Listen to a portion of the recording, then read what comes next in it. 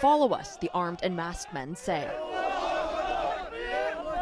They are members of the Free Syrian Army. We drive past the opposition Syrian flag, flying boldly from a water tower.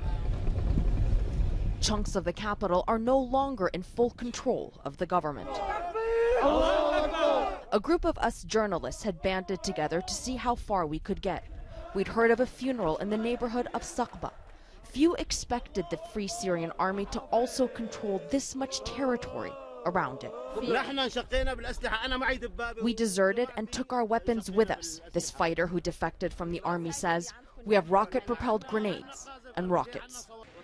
They say their mission is to protect the people from government forces. Though mostly made up of defectors, more civilians are joining their ranks.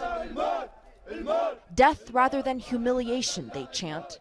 We're hardly a 15-minute drive from the heart of Damascus, and you can just see the scene here. No one stopped us on our way in, and this area seems to be in control of the Free Syrian Army, at least for now. In the back of a van that drives up, a man wounded in another neighborhood the day before. They say they've had to move him from one secret underground clinic to another. Let's go. We just got word that security is coming. Are we going to go in? The activist in our car points out the Free Syrian Army fighting positions.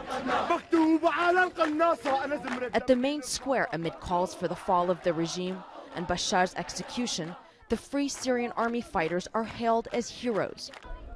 The military crackdown and ensuing clashes have taken their toll on the population.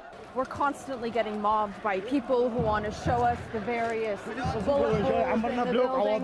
This man is saying that up there, that's where a rocket hit, and then they've managed to fix that, repair that for now. But everybody coming, really wanting to get the story out, wanting their perspective to be seen and heard, and wanting people to understand what it is that they're going through, because they say all that they're asking for is freedom. The crowd in the streets swells, carrying the corpse of a man killed the day before in another part of the city. They say he was shot by a sniper. The man who was killed, his name is Mazen Abu Dahab. He was in his late 30s, a father of two, we are told. A massive crowd has gathered here. All of these people say they risk their lives every single time they take to the streets. The people are calling for jihad, holy war, is the cry from the streets below. All of a sudden, chaos. Rumor that the security forces are coming causes mass panic. Everyone here knows firsthand what that means. It's a false alarm, but we hear government forces have the area encircled. Is there anything up ahead? We ask these men at a checkpoint. They say there are clashes and point us in another direction. That way is also blocked. A sniper up ahead.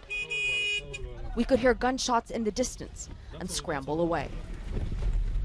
A small group of activists takes us down back routes.